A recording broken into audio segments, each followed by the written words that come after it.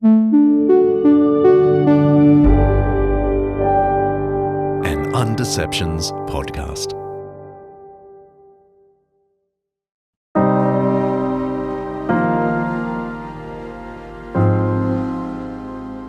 I find it so sad that when someone expresses sentiments of doubt or deconstruction, they'll often get serious blowback from their church community. Churches aren't always awesome with the topic of doubt. The church, or perhaps pastors specifically, can be jealous of the truth, zealous to maintain the faith, and maybe just a little insecure in these secularizing times. And that can lead to a culture that won't abide doubt. This vibe is huge in cults, but it shouldn't be present in the community grounded in Jesus Christ. Many of our Undeceptions heroes, from Origen to Augustine, from Bede to Alcuin of York, from Aquinas to Kierkegaard, and many others, were all deconstructors in the good sense. They asked searing questions, both intellectual and emotional, and sought to separate tradition from truth, mere fads from the eternal faith.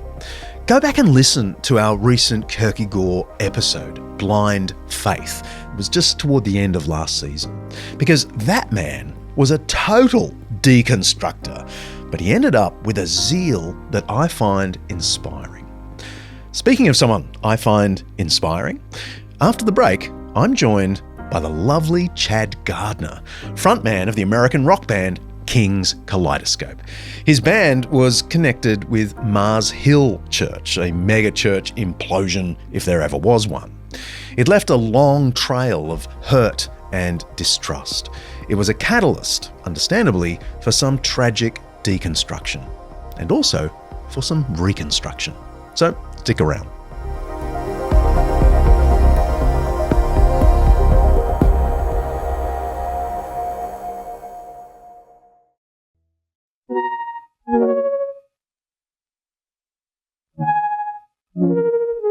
I definitely think of us as a Christian band because we primarily are making music that's about faith to encourage other people in their faith.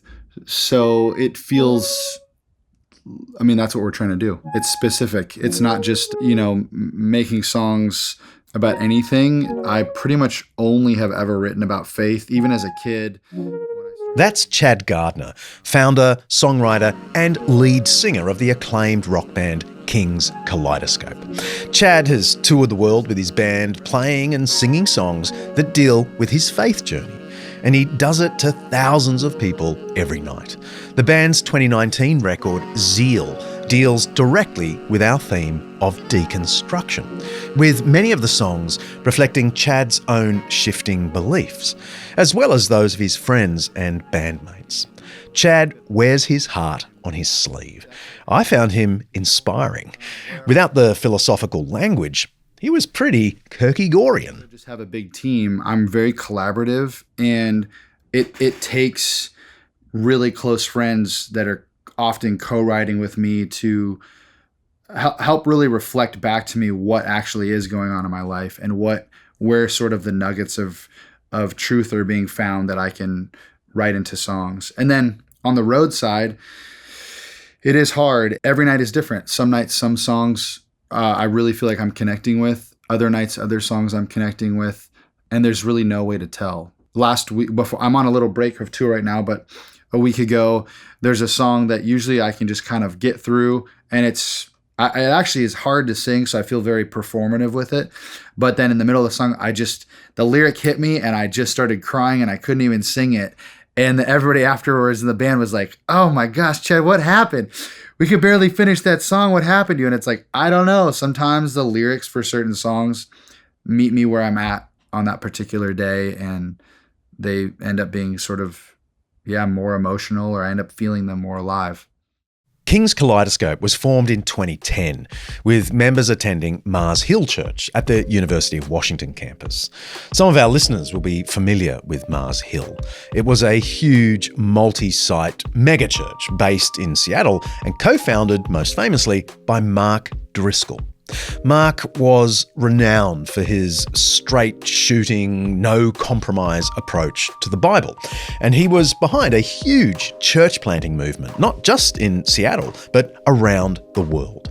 True story, when he first came out to Australia in, I think, 2008, I spent a morning with him in Sydney, and I even asked him if I ever wanted to plant a church, would he be open to my becoming part of his movement? He was open to it until he learned, I reckon women should be giving sermons in church. That's not a good fit, he said. Fair enough. Anyway, Driscoll resigned from his post as lead pastor about 6 years later in 2014, following reports of, well, you can chase the reports easily enough. It's all pretty depressing. The entire Mars Hill Church disbanded a few months later at the start of 2015. Christianity Today has an incredible podcast that goes into all of this. It's called The Rise and Fall of Mars Hill. We'll put a link in the show notes. In this environment, Chad started King's Kaleidoscope while he was working as worship pastor. That's the pastor who looks after the praise music in church. He left Mars Hill in 2013, just a year before the spiralling collapse of the church. But the fallout from the church's closure was substantial, and many former leaders have since undergone public deconstruction, with some sadly walking away from the faith altogether. All of this to say, Chad is familiar with today's topic, having walked right alongside it. I asked him to give us his reflections on this chapter of his career. I'm sure he's sick of answering questions, but he was very kind about it. And just a heads up, Chad mentions CCM, which stands for Christian Contemporary Music. It's a massive genre of popular music, especially in the US, where its market share of the music industry is bigger than jazz and classical combined. I grew up going to church my whole life. I was very involved in it. And early on, I'd say 13, 14, I kind of knew that I wanted to do something in the worship music space that was very alternative to what sort of, CCM and kind of the American Christian music industry had to offer. And so Mars Hill was very attractive to me at that point. It was a church in Seattle. It was a big mega church. And everything they were doing was on the edges or like the tip of the spear. They were writing all their own music. They were arranging all their own hymns. And so it was like for me, I was very much creatively curious about it. So basically, that's what happened when I was 21 actually. I interned there and then got a job there and left when I was 25 before the church had a very public implosion. But during that time, I was worship directing and leading worship every Sunday and starting to arrange hymns, doing a little bit of writing, but really I was only kind of arranging all the other worship pastors' songs or rearranging hymns. If I could sum it up, I would say of all the things that happened at Mars Hill, good and bad, the thing that it primarily did for me was it was a sort of like a creative incubator and a really good environment for pushing against the boundaries of what popular church music was at the time. And yeah, so I'm grateful for it. Cursing back at the void, screaming quiet, I whisper, can you hear me now? Turn the demons down. Watch me walk away. Watch me walk away. Calm down. Watch me walk away. Watch me walk away. Calm down. Calm down. Did all that happened there dent your faith? It's hard. Sometimes I feel like bad saying this, but no. I don't think you have to feel bad about that. Well, yeah, I just mean it's a very hard thing for a lot of people, and a lot of people have very real church hurt from mega churches and big institutions. But I think, it was very difficult, right? Like my wife and I met planting a church for Mars Hill on the college campus, helping with that team. And then our first 3 years of marriage were in that environment. It was very hard on us. But as far as like my personal faith in Jesus, I went into that situation with a solid, grounded faith. I didn't become a Christian in that environment. And so when that blueprint sort of was shown for what it was like, this is actually not all that there is in the world of faith. And that sort of got ripped up and torn out and thrown away. I still had enough of my own blueprint of faith that was okay. And I will say, I'm grateful to God for this, even though it was brutal.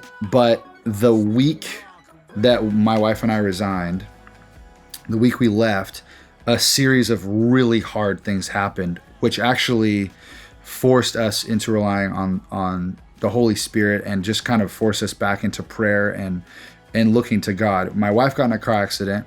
Her father was diagnosed and passed away from cancer within 10 weeks. We lost our first son to a stillbirth, and we lost another family member. And this was all within, I think, 5 or 6 months. And that was right after we left. So in a sense, whatever would have happened where we were like, what is church and what is faith and what is real about God?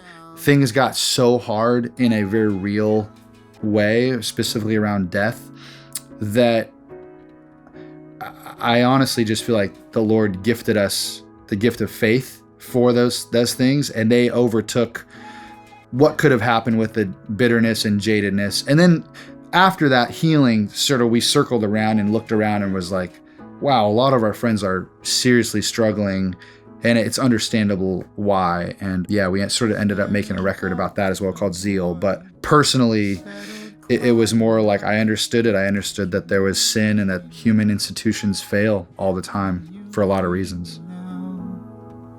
Staring back at the void, settled quiet, I whisper, can you hear me now? Can you hear me now? I asked Chad why, despite all the struggles, he chose to remain in church after it all. Tell me, to what degree have you personally experienced any kind of deconstruction? And you've already hinted that you saw some of your friends go down that path. The environment of the mega church that I was a part of for a few years was very sure of itself. There wasn't very much nuance. It was in a sense even competitive with other perspectives of Christianity. And in a sense, that actually became the cornerstone and the foundation of a lot of my friends' faith. Maybe mine in some ways for a time, but like I said, I had a decent amount of life before being in that environment where I was familiar with praying. I was familiar with my relationship with God on my own.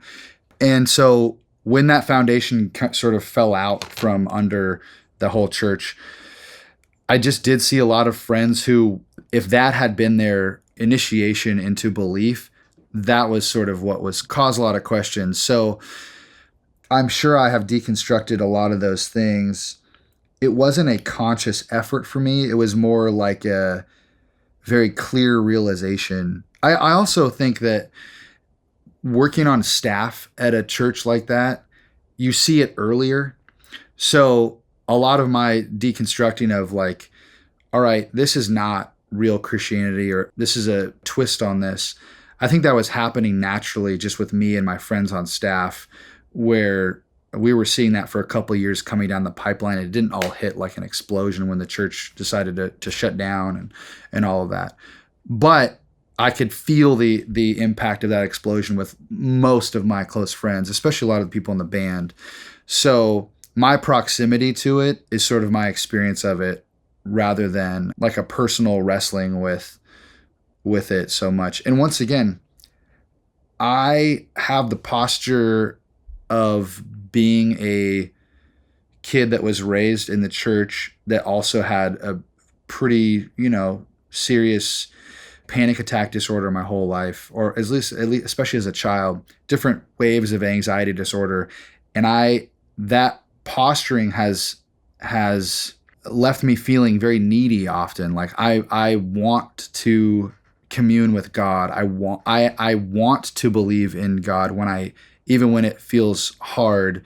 I don't like the feeling of being of sort of tearing that idea of God apart because I've relied on it so heavily. So in a way, I want to say that maybe some of the suffering that God has allowed me to go through has actually helped me be more resilient with, like I said, proximity or environment of deconstructing God and faith and church. Yeah, and I mean that's an incredibly important insight that in response to your anxiety and the sense of neediness that you mentioned, which a lot of artists have. I mean, a lot of humans have it, but a lot of artists have it. Are aware of it, yeah. Many find their vitality from an audience or from fans, from the church structure or whatever. And you've just said you haven't. You've gone straight to the thing that doesn't change, God himself. Some of that stuff was actually really helpful to me. I can feel the memories again in this field of foreign oxygen. I'm awake without the medicine. I forgot the joy of suffering. I can feel the... Am I right that some of your mates from those days have walked away from the faith? Yeah, for sure. Some of the people that were in the band, and I will say, I mean, I don't know how much to really talk about it, except for that for most of them, they know the Bible. They were educated in it. They studied it, sometimes more than me. And one sense or angle I have this is a broad brush to a lot of people that I know, but it almost feels like there was a over intellectualizing of the gospel and their relationship with Jesus, and less of a relationship that had sort of a deeper emotion to it. And I know that sounds a little like trivial or like nebulous, but a lot of people were attracted to Mars Hill because they sort of banged this drum of, we are theologically sound. We are the strongest theology in the world.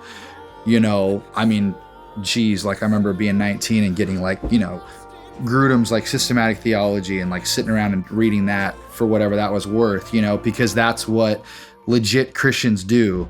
And so then all of a sudden, when what legit Christians do is not legit in a way, right? When the leader has a big failure and sort of those tropes, you can't really stand on them. That's a different type of faith than like I said, just a neediness or a longing or a love for God being with that's the kind of faith that I've been trying to nurture in my life. Is life is hard, there's suffering, there's huge questions, this is a mystery, I don't have all the answers, but I want to love God and I want to feel God's love in me, abiding with him throughout this journey with all the questions in the world. And so I often just sort of think about my friends that are struggling, and it feels very much in their heads. And what I want to say to them sometimes is, okay. I was about to ask you. Yeah, what would you want to say to them? Well, I want to say to them, okay, I understand that you have huge theological questions and huge problems with the church. And actually, pretty much every Christian could agree with you on a lot of those things. You can see there's clearly problems and there's clearly mystery that you are not going to solve. But if you're taking all of this time to read books to unpack things or listen to podcasts that are helping you unpack things, what if you took that hour every day and just sat in silence in prayer? Or what if you took that hour every day and sat with one section of scripture and meditated on it? Because I feel like that side of the relational, and honestly, I'm just going to say it, prayer with God, that really changes things. It's where is the energy going? If the energy is going to untangling things, you're kind of going to be left completely untangled. And redirecting that energy from deconstructing resources into just honestly, like, just try it. If you're gonna go, if this is that important, like, what if you spend an hour a day in prayer for a month and see what the Lord has for you? That's honestly where I would go.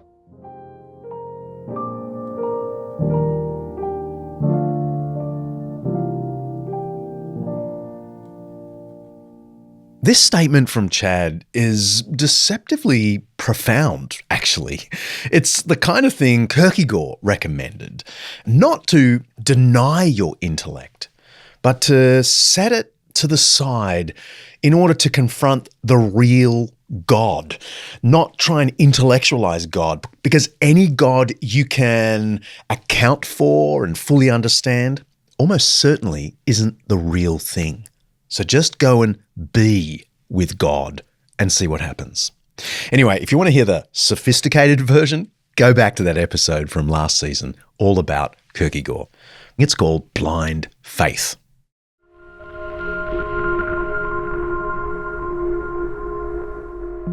Let's press pause. I've got a 5-minute Jesus for you. A doubter once came to Jesus hoping for healing for his son. And Jesus said, and by the way, this is in Mark chapter 9, everything is possible for one who believes. Then the boy's father replied, I do believe. Help me overcome my unbelief. The man is a doubter. And I think there are some important things to say about doubt before noticing how Jesus treated this particular doubter. There are different kinds of doubt. Some doubts are neutral, some are problematic, and some are even kind of positive. In the neutral category, I'd place what you might call intellectual doubt. This is when our confidence in something wanes because of what seems like a compelling counterargument. Intellectual doubt isn't necessarily bad, it's just an intellectual response to a challenge. Perhaps a really smart friend beats us in an argument. Perhaps we saw some History Channel documentary or a Washington Post Christmas article claiming something shocking about the Christian faith. I don't think we should feel troubled by these kinds of doubts. We should just do what Luke says he did in his research for his gospel. In the opening sentence, he says, I have carefully investigated everything.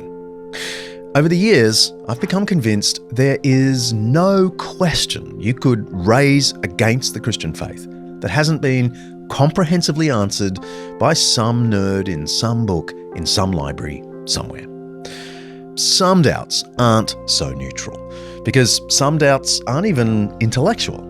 There's what you might call moral doubt. This is doubting because we want to live or think contrary to the Christian faith. I've met many people over the years who present as having intellectual doubts, but after some self-analysis, they admit that really they're just trying to relieve the cognitive dissonance between what Christianity says and what they want to do and think. Instead of doubting themselves and their motives, they doubt Christianity. It might be doubting what the Bible says about sex because we don't like what the Bible says about sex. It could just as easily be doubting what Jesus said about money and the poor because we want to keep our money. The answer to this moral doubt is to learn to doubt our doubts. There's a third kind of doubt that emerges from a more positive place. You could call it psychological doubt. It's a protective trick that our mind plays on us when we're considering some kind of deeper commitment. It's a natural psychological mechanism to keep us from risky behaviour. It's like the cold feet some people get before their wedding day. It's the doubt I experience every time I hop on a plane. In my head, I know the plane's not going to crash. Yet, I know the plane's going to crash. What's going on there? It's the mind playing what you might call pass protection. So much hangs on the truth of something or the stability of the aircraft I flew on just this morning that I don't allow myself fully to trust it. A similar psychological doubt can arise when thinking about deeper commitment to the Christian faith. So much hangs on the truth of Christ. The stakes are so great. Our mind says, are you sure? Are you really sure? We shouldn't feel guilty about this kind of doubt. I reckon we should just relax, recognize it for what it is, and then just take the next small step in the right direction. And this is why we find some tender-hearted statements about doubt in the Bible. In a little book in the New Testament called Jude, written by Jesus' brother Jude, he writes, "Be merciful to those who doubt." Perhaps this is intellectual doubt, perhaps it's psychological doubt, perhaps the doubts that arise from disappointment or hardship. Whichever way we read that, the idea of being merciful to the doubter is lovely. Christ has mercy on doubters. So should Christians. And so should you on yourself. And that brings me back to Jesus. True faith shouldn't be confused with intellectual certainty. I mean, you can be certain of the truth of God and not have Christian faith. True Christian faith isn't intellectual agreement that something is true, it's trusting our lives to the one revealed in the gospel. So it's possible for someone to have no doubts about Christianity and still not have trusted themselves to Christ. Equally, it's possible for someone to experience doubts and yet have real, genuine faith. We are not saved or doomed by the fluctuations in our cognitive belief. The man who came to Jesus for the healing of his son cried out in Mark chapter 9, "I do believe, help me overcome my unbelief." And you only have to read the rest of Mark 9 to see that Jesus does what his brother years later would recommend. He was merciful on those who doubt. Of course, Jude picked it up from Jesus, not the other way around, if you know what I mean. Jesus healed that man's son, even though the man didn't quite believe it could happen. So, if you're a doubter, don't fret. Don't deny the doubts. Relax, take a deep breath, assess what kind of doubt it is, and then say to Christ, "Help me overcome my unbelief," and then see what happens. You can press play now.